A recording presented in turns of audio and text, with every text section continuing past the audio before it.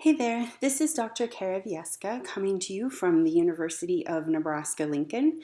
Today we're going to talk about differentiation for varying language proficiency levels.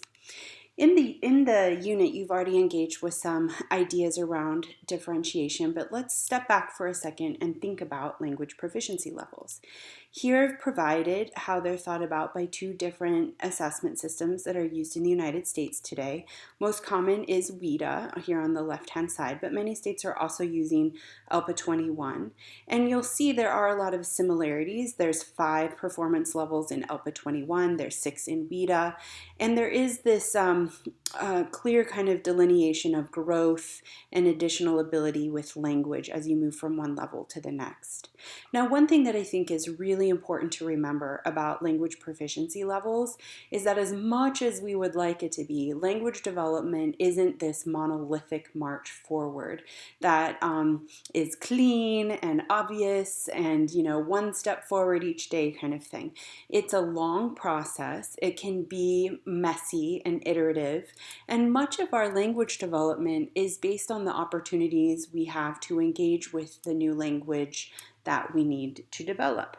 So some of that can be heavily dependent on the opportunities we provide as teachers for students to engage with meaningful language in the classroom and to grow in their language abilities. Now, in mainstream content classrooms, we're most often going to be working with students at levels 3 and 4, but that doesn't mean you won't be working at times with students who are entering and beginning. Often these students actually have additional supports with ESL pullout, or they spend a portion of their day in ESL specific classes, and often students at the first 2 levels of English proficiency will grow quite fast in their abilities, but it does often take much more time for students to grow from level 3 to 4 and then from 4 to 5. And so this is an area where if you're just getting started thinking about language proficiency levels, it might be a fruitful place for you to think about. If you do have students in your class at these lower levels of English proficiency, it's really wise to work with a language specialist in your school or district to plan meaningful structures and supports for that student. So I just encourage you, as we think about language proficiency levels, to not be surprised when things aren't as cut and dry. Like a student may be developing in their speaking skills, but only beginning in their reading skills, or they may be higher in their writing than in their reading, or it's never a clear it's never that simple to put the language that humans use into these clear labels and boxes. Yet there is some developmental trajectories that we can kind of take note of and watch as people develop their language skills. So these are helpful, but don't think of them as definitive, and certainly allow for students to experience kind of the iterative growth that is natural in language development, where one year they may score higher in one area than the next year. That's not unusual, and so it's important to be looking at the whole picture and the comprehensive growth of a student rather than just at one score based on speaking or listening, reading, or writing from year to year. And one way to do that is by following some of the steps for differentiation that Fairbairn and Jones-Vo offered us in the short article that we shared with you in the unit. They recommend 5 steps, and I just have to put a little plug in for that book. The full book is actually quite useful, and if this is something you're interested in learning more about, I highly recommend getting the text and engaging with the full book. But these are the 5 steps that they recommend, and they are all important steps, and I really like how they align with what we know from effective and thoughtful planning based on backwards design and things like that. So by starting with getting to know your students, one important step is to truly look at the language proficiency levels of your students. Sometimes teachers are given a number, but we need to also know what that number means. And sometimes that number was determined by a test that was taken months ago. So it might be useful to do some of your own assessments and thinking through some of your own work. And we'll give you some tools and talk through how to do that It's important to determine your long-range learning goals. These will often be based on standards and the assigned curriculum, but you can set the corresponding content and language objectives that make it possible for students at the different levels of English proficiency to grow in both their content and language abilities in your class. And then you need to design assessments and assignments, design lesson plans, teach and assess, adjust as necessary. So we're mainly going to focus on these first three right now because we have some tools we want you to look at and think about. So the first tool is what WIDA has provided, which is a free resource. We've also included it in the e-workshop. So even if you aren't in a WIDA state, you might find this a useful tool for you. Because it gives such complete descriptors, and it focuses on one language skill at a time. So you can do your own observations and assessments and map out where you think the students in your class are. So I made a fictitious class, and I said we had a newcomer who just arrived from China, and then we have some students who've been here for a while. We're in a 7th grade science class, and these are some of the abilities that students have that I've seen them successfully do. So what you want to do is position students where you see a lot of these things occurring. If they can do a lot of these things, and then they're at 3, but when they're at 3, what you're thinking about is, how do I get them to 4? What do I need to do so that they can begin to do these kind of things? So it's not just a static, they're at 3. Remember, our goal here is growth. So these are what they can do now. So how can we grow on these abilities and push them to these abilities? And on the other point of what this information provides is these are what students can do now. So these are reasonable things to continue reinforcing or asking students to do as they exhibit their content knowledge and engage in important content conversations in your class. So one way to get to know your students is to really have a clear sense of their language proficiency level in English for speaking, reading, writing, and listening. Now, where possible, we also recommend understanding their language proficiency levels in any other languages that they speak. Some students come to us having been educated for years in another language and are probably going to have pretty refined academic skills in that language. Other students have never gone to school in the language that they speak at home, and it's important to understand what the language skills are that students have across their entire linguistic repertoire, not just in English, because those other linguistic skills that students have are building blocks for your and opportunities and assets for you to help build content knowledge as well as help them develop English skills. So it's important for us to completely know our students and understand their complete linguistic repertoire. Obviously, you may not be able to administer assessments in language other than English, but you can talk to the student, you can talk to their parents and family, you can have community members come in who engage with that language, paraprofessionals, district personnel, and learn more about the student's entire linguistic repertoire, which will be important information as you move forward and differentiate for their ongoing growth. So when you think about the long-range learning goals, I think it's really important to start based on content objectives, based on standards. So first you find a standard that you're working on and you set some content objectives. When you look at those content objectives, from there is when you begin to think about what is the language necessary to meet the content objectives. When we think about the language, we need to think about reading, speaking, listening, and writing. We need to think about vocabulary, and we need to think about the context or the genre of the kind of language that students are going to be expected to report.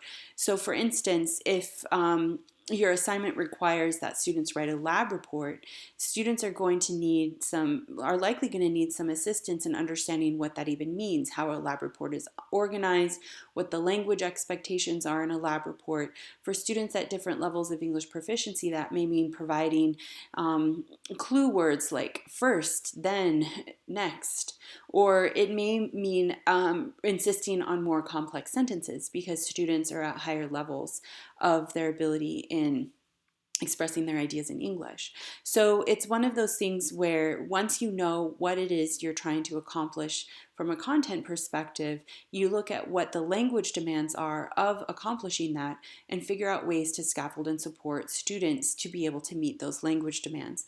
One thing I always remind teachers is that multimodality is helpful. And by that I mean sometimes we assess or instruct in very monolithic ways. We always lecture and students are required to gather information from listening, or we always require that students gather information from reading, or we always require that students express their knowledge through writing. It's really helpful for bilingual students who are growing in their English abilities to have multimodal opportunities to think and work across the different kinds of language skills that they need to be developing.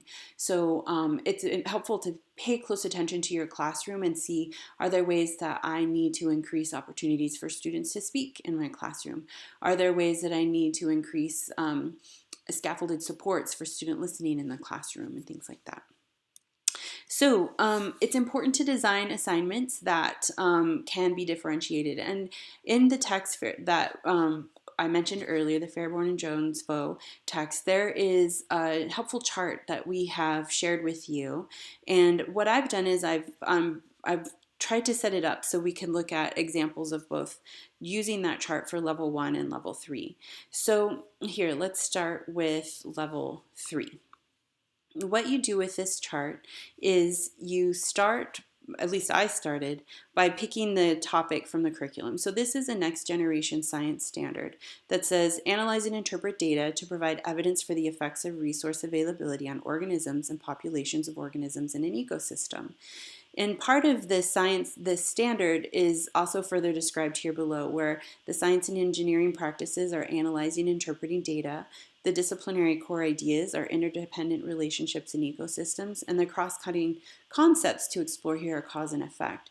So when I read those standards, I started to plan a unit where we would look at an ecosystem of humans and how resources impact that ecosystem. And so I wanted to pick something that would be directly relevant and interesting to students. And so I started planning a unit that would provide students with the opportunity to explore school funding policies and look at cause and effect, or look for, if there's any cause and effect, on student achievement and graduation rates in schools and districts. Like, is there a connection between how schools are funded and how well students perform? And so I first started by filling out this side, thinking about what will the fully English proficient students in my class do.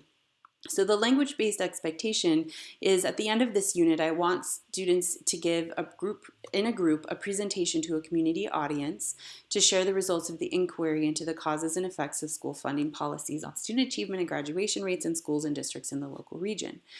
So if for fully English proficient students to be able to do this, what are the scaffolds and supports that I need to offer? And here I decided to model a presentation. I would provide them with the data sets instead of asking them to collect them or find them online as a scaffold to keep us moving forward. I would make sure that students are organized into groups where they have roles and responsibilities, make sure students know what those roles and responsibilities are. And in order to ensure that they had a clear understanding of what the presentation should entail, we would co-construct a rubric and co-construct the success criteria that will determine final grades. This is something that is quite useful for students to be able to engage deeper in the learning rather than in the product development when we co-construct rubrics and co-construct success criteria on assignments together. I want groups to peer review each other's work to provide feedback. The teacher will provide ongoing assistance and feedback because the teacher will not just rove around the room. Rather, I will position myself as an actual collaborator in a group for a minimum of 20 minutes for each group.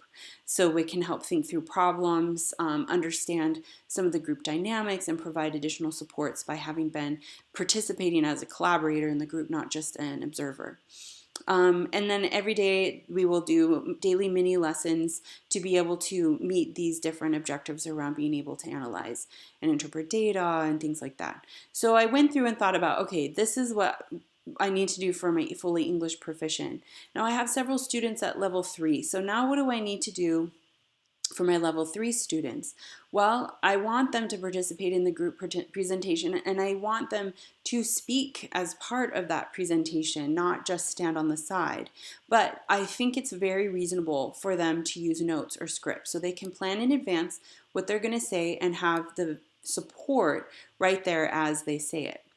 Then I further thought about what my level 3 students know and can do and how I can grow them, get them closer to being level 4 students. And I decided that it would be important in the group interactions to provide sentence stems so that students would be able to enact the self-selected role that they have in the group very successfully because they have sentence stems to help them think through the language required to engage in that role.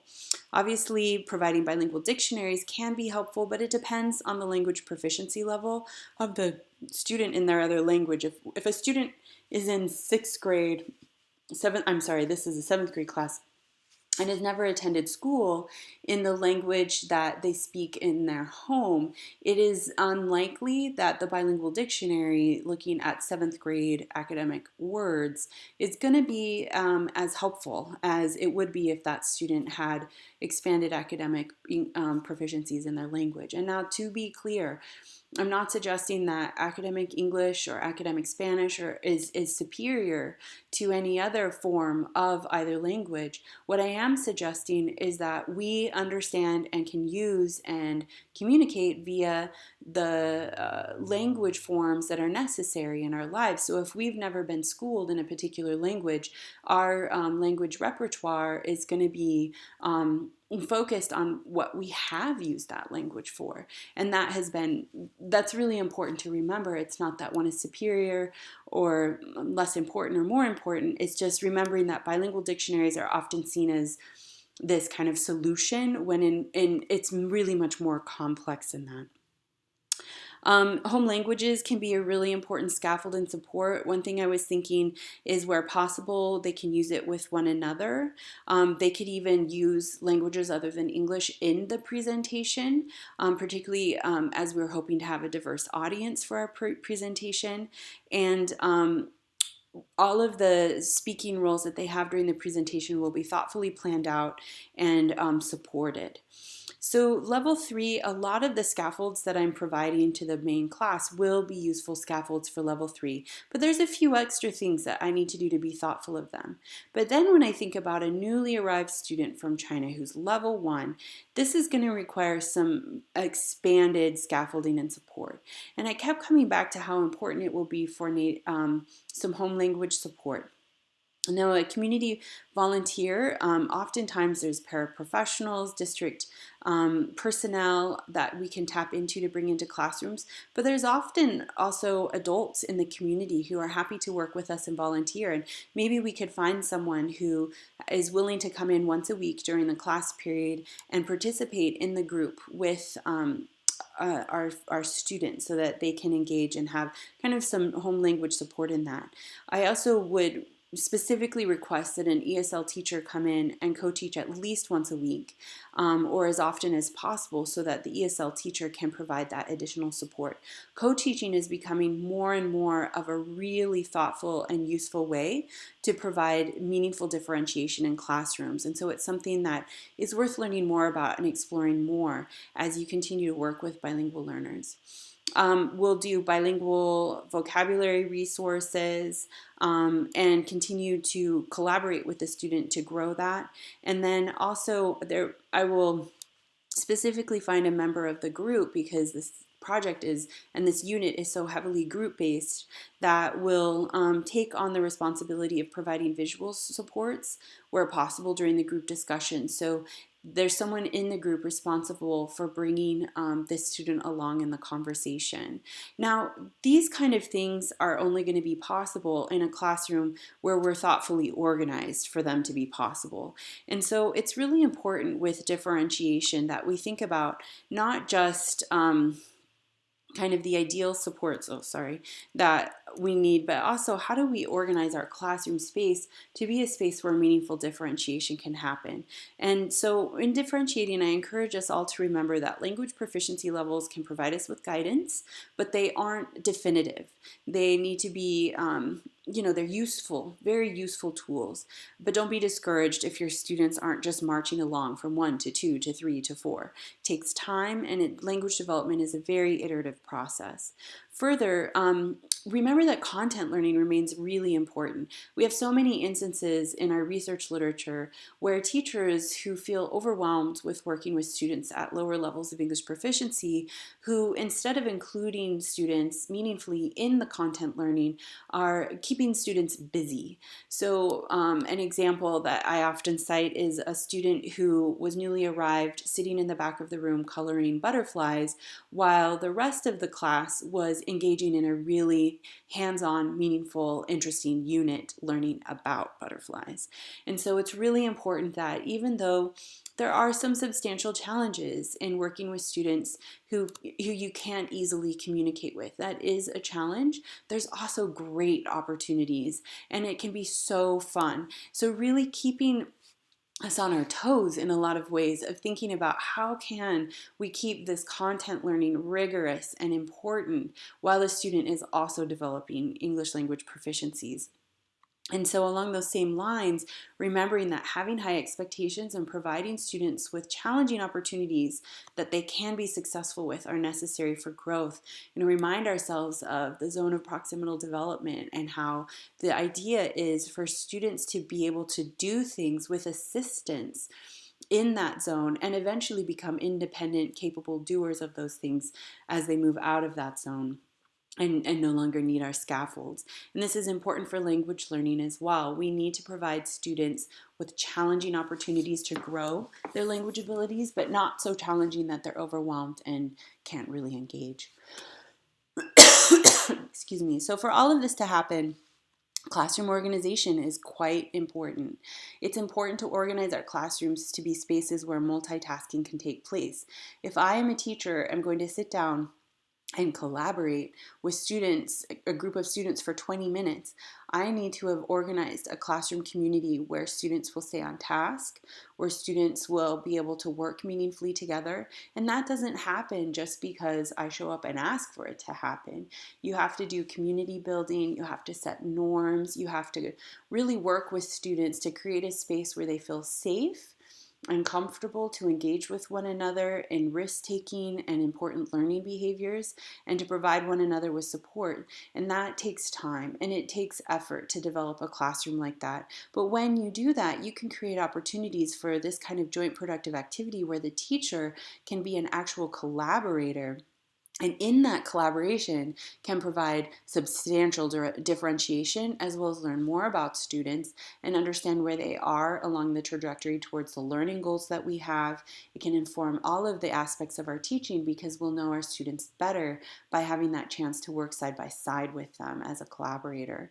So some of the opportunities to think about this kind of multitasking classroom are things that we talk about in a series of 4 workshops around what we call the standards of effective pedagogy.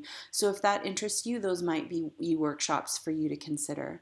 But it's one of those things where when we differentiate, it's not just about planning multiple lessons. It's about thinking about where we want our students to go and then thinking meaningfully and providing thoughtful supports about how to get our students there. And taking language proficiency levels into account is a really useful way to do that. So thank you for your time and enjoy the rest of the workshop.